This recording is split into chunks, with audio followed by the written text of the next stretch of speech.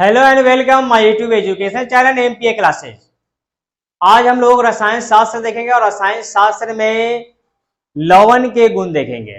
मतलब लवण के पीएच के साथ में लवण के गुण को देखेंगे। क्योंकि पिछली क्लास में हम लोगों ने लवण को देखा था, लवण के नामकरण और लवण के वर्गीकरण को देखा था। तो इसमें हम लोग लवण के गुण को देखेंगे। लवण के गुण मतलब लवण पीएच पीएच के साथ में हम लोग लवण के गुण को देखेंगे। सबसे पहले मतलब क्योंकि हम लोग ये जानते हैं कि लवण और भस्म इसकी अम्ल और भस्म की अभिक्रिया से लवण बनता है।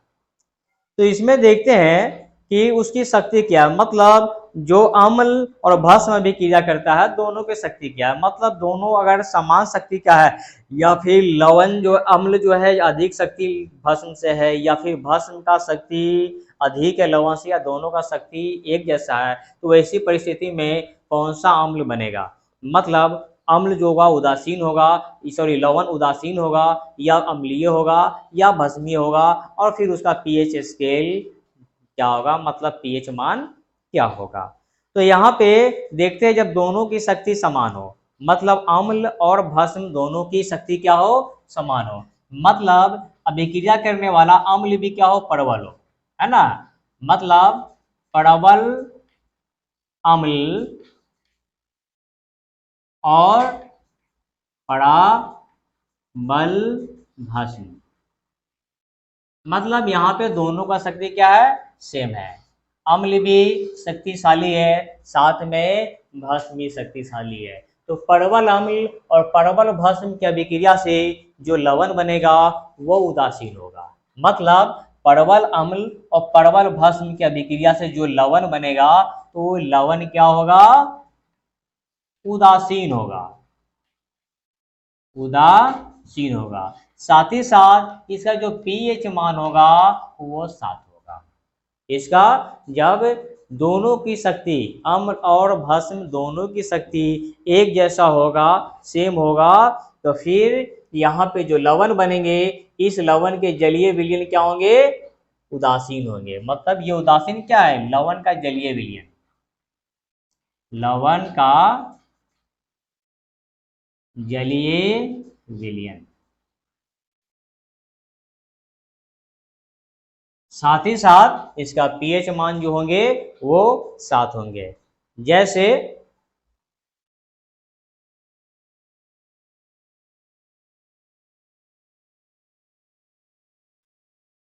सोडियम क्लोराइड, पोटेशियम क्लोराइड, और हो जाएंगे इसमें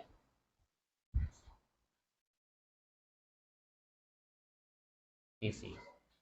मतलब ये दोनों जो लवण है वो परवल अम्ल और परवल भस्म में मिले हैं। जैसे अभी इससे पहले हम लोगों ने देखा कि हाइड्रोक्लोरिक अम्ल का अभिक्रिया अगर सोडियम हाइड्रोक्साइड से कराते हैं तो सोडियम क्लोराइड बनता है।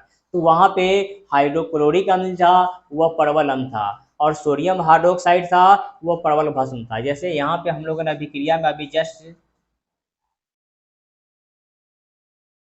हाइड्रोक्लोरिक अम्ल की अभिक्रिया हम कराते हैं सोडियम हाइड्रोक्साइड से, है ना, तभी जाके हमको क्या मिलता है, सोडियम क्लोराइड और जल का निर्माण होता है। तो यहाँ पे ये जो है हाइड्रोक्लोरिक अम्ल ये क्या है, प्रबल अम्ल है, मतलब शक्तिशाली। ये जल में घुलकर पूर्णतः आयनित होता है और हाइड्रोजन आयन देता है, जबकि ये पूर्णतः आयनित होकर हाइड्रोक्साइड आयन देता है। तो ये क्या है, प्रबल भस्म है ना। और इन दोनों की अभिक्रिया से ये लवण बना। तो इस लवण का जो जलीय विलयन होगा वह क्या होगा, उदासीन होगा, और इसका पीएच मान कितना होगा, 7 होगा। अब हम दूसरे भाग को देखते हैं। यहाँ पे तो देखा कि दोनों की शक्ति क्या था, एक जैसा था, दोनों का शक्ति क्या था, समान था। अब हम देखते हैं जो प्रबल अम्ल है। अब क्या देखते हैं, प्रबल अम्ल की अभिक्रिया दुर्बल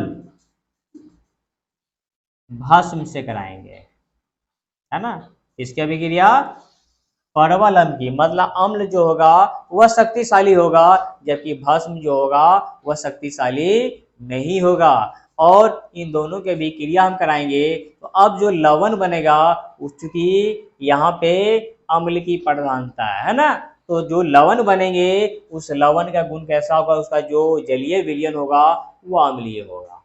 मतलब इस दोनों से बनने वाले जो लवण है, तो लवण का जलीय विलयन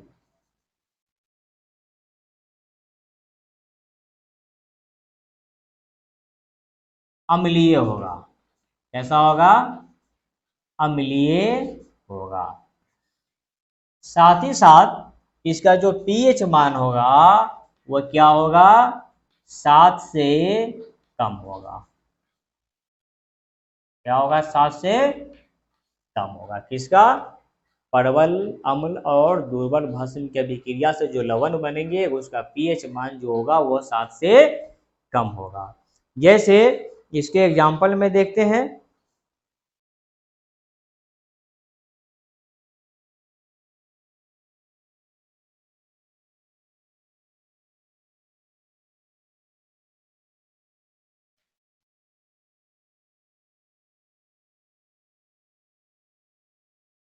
है ना, copper sulphate, ammonium chloride, etc, ये जो अम्ल है, लवण है, ये लवण जो है वह कैसे लवण है? मतलब इसके जो जलीय विलयन होंगे इस लवण के वह अम्लीय होगा, क्योंकि ये जिससे भी बने हैं वो परवल अम्ल और दुर्बल भस्म के मिलने से बने हैं। तीसरे हम इसके गुण को देखते हैं। तीसरा जो गुण हो जाएगा वो भस्म जो हो जाएगा अब दुर्बल हो जाएगा। भस्म जो है वो दुर्बल हो जाएगा और सॉरी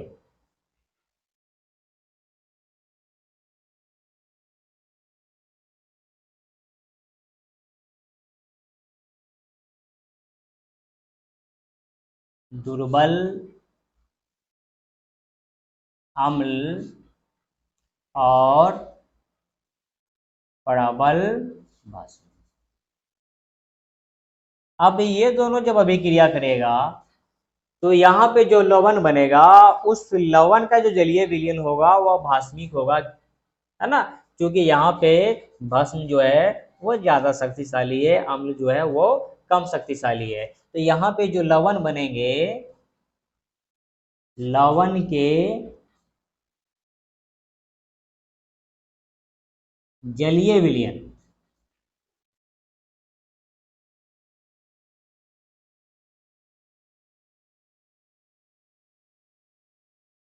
भास्मिक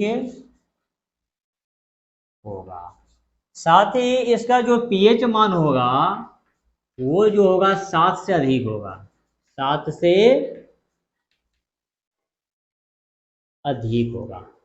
इसका जो भास्मिक लवण होंगे उसके पीएच मान जो होंगे 7 से अधिक होंगे। जैसे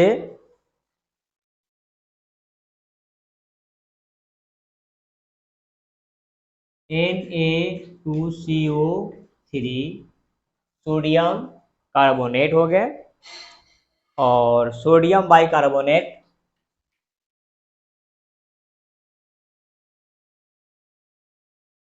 ETC।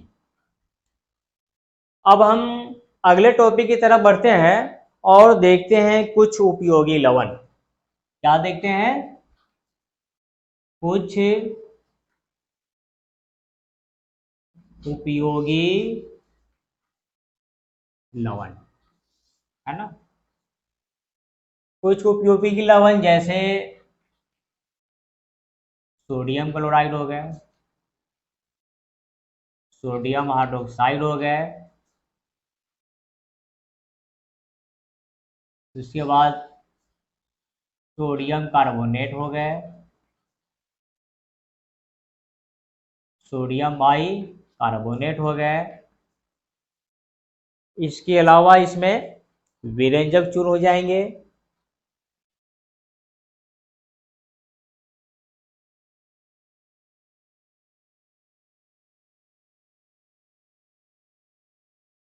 Plaster of Paris,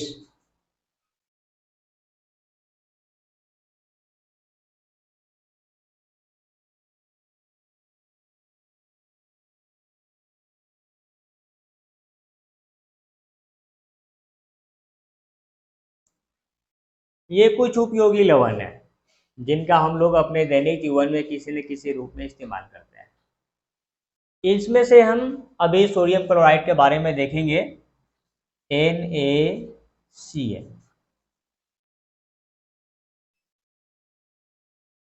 sodium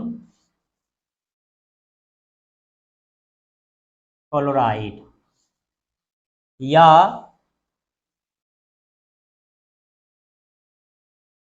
साधारण नमक।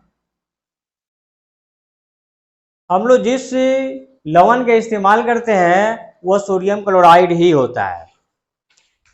और सोडियम क्लोराइड जो है वह सोडियम हाइड्रोक्साइड और हाइड्रोक्लोरिक अम्ल के मिलने से बनता है। मतलब इसकी जो बनता है ये किससे बनता है, तो सोडियम हाइड्रोक्साइड और हाइड्रोक्लोरिक अम्ल की अभिक्रिया कराएंगे तो यहाँ पे हमको सोडियम क्लोराइड और जल का निर्माण होता है। तो ये सोडियम क्लोराइड यहाँ पे प्राप्त होता है। नमक का जो स्रोत होता है, मुख्य स्रोत, वह समुद्री जल होता है। नमक का जो स्रोत होता है ये सोडियम क्लोराइड जो है ये के चट्टानों से भी प्राप्त होते हैं और समुद्री जल से, लेकिन नमक का मुख्य स्रोत जो है वह समुद्री जल है ना। तो नमक का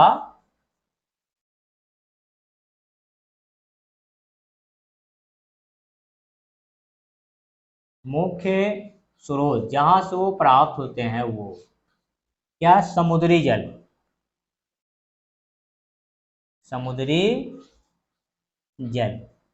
यहां से करीब करीब 95% नमक प्राप्त होता है। कितना प्रतिशत, हम जो नमक का इस्तेमाल करते हैं तो उसमें से 95% नमक जो होते हैं वो समुद्री जल से प्राप्त किए जाते हैं। क्योंकि समुद्री जल में 1 लीटर जल में लगभग 35 ग्राम नमक होता है। लगभग 1 लीटर जल में 35 ग्राम। तो यहाँ पे क्या होता है, जल का वाष्पीकरण करते हैं और वाष्पीकरण करके नमक प्राप्त करते हैं। होता क्या है, जैसे हिस्ट्री में भी पढ़ा होगा आप लोगों ने, दांडी यात्रा। दांडी यात्रा का क्या था, गांधी जी ने अपने आश्रम से चल के दांडी नामक गुजरात में जगह जहां पे गए और उन्होंने नमक कानून, क्योंकि उस समय नमक पे अंग्रेजों का अधिकार था। अंग्रेजों ने कानून बना दिया था कि नमक जो है अंग्रेजों के अलावा कोई और नहीं बना सकता, नहीं उसको बेच सकता।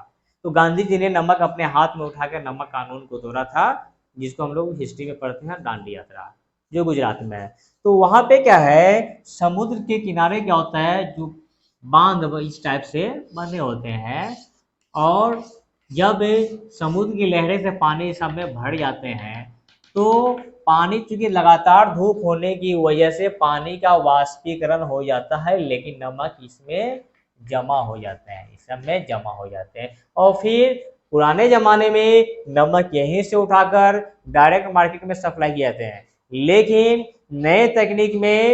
नए तकनीक विकसित होने की वजह से इसको फिर हम लोग मशीनों में डालते हैं और मशीनों में डालने के बाद इसको फिर से पानी में घुलाते हैं, उसमें गंदगी को अवक्षेप करते हैं और फिर इसको शुद्ध नमक प्राप्त करने की कोशिश करते हैं, जिसको रिफाइंड नमक भी कहते हैं। मतलब रिफाइंड किया हुआ, उसमें से अशुद्धियों को छांटा हुआ नमक कहते हैं। अभी ये नमक जो है ये बिल्कुल शुद्ध रूप में सोडियम क्लोराइड के रूप में नहीं होता, बल्कि इसमें कुछ अशुद्धियां भी होती है। अशुद्धियां जैसे है सोडियम सल्फेट,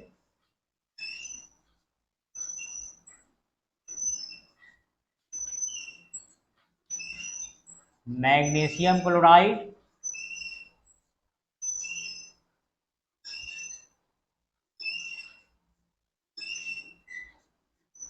मैग्नीशियम सल्फेट,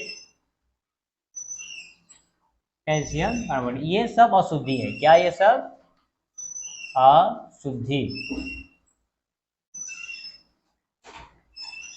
अशुद्धि है। हम लोग ये भी देखते हैं कि नमक को जब खुली हवा में छोड़ देते हैं तो जलवाष्प को अवशोषित कर लेता है, वो चिपचिपा हो जाता है। उसका वजह खास तौर से यह मैग्नीशियम क्लोराइड है, क्योंकि मैग्नीशियम क्लोराइड का गुण होता है वायु के नमी को अवशोषित कर लेना। इसका क्या गुण होता है? वायु के नमी को अवशोषित करना, अवशोषित करना इसका गुण होता है। अभी लवण में मतलब नमक में ही देखते हैं कई प्रकार के, जैसे सेंधा और काला नमक होते हैं, आयोडाइज नमक होते हैं, क्या होते हैं, जैसे सेंधा एवं काला नमक, काला नमक।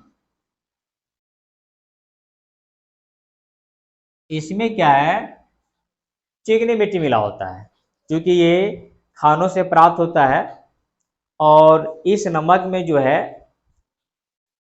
अशुद्धि के रूप में लाल चिकनी मिट्टी मिला होता है।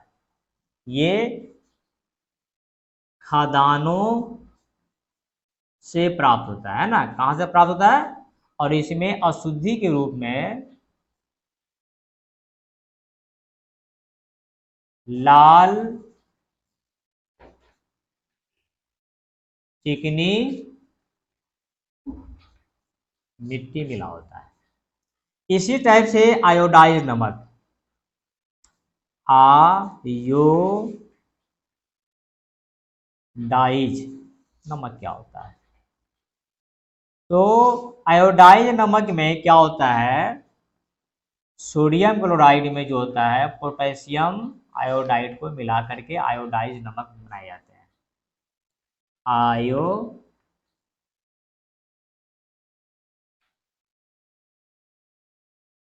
नमक, क्योंकि हमारे बॉडी को एक दिन में सुई के नोक के बराबर आयोडीन की जरूरत होती है, और ऐसे समझ लीजिए कि पूरी जिंदगी में एक चाय के चम्मच जितने आयोडीन आएंगे उतनी जरूरत होती है।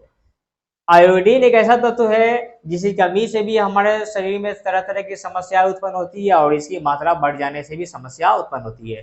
तो आयोडीन के लेवल को बरकरार रखने के लिए नमक में पोटेशियम आयोडाइड में मिलाए जाते हैं, और फिर पोटेशियम आयोडाइड में मिलाने से जो नमक हम तक आता है या जो प्राप्त होता है उसको हम लोग बोलते हैं आयोडाइज नमक, मतलब उस नमक में आयोडीन मिला हुआ है। अब नमक के कुछ गुण को देखते हैं। तो नमक को हम लोग क्या करते हैं, भोज्य पदार्थों में इस्तेमाल करते हैं। नमक को क्या करते हैं, अचार के परिरक्षक के रूप में इस्तेमाल करते हैं, साबुन बनाने में करते हैं, रंग उद्योग में करते हैं। ये सब इसके उपयोग हो गए। उपयोग,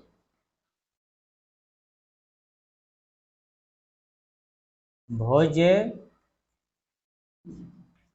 पदार्थों में अचार के परिरक्षक के रूप में साबुन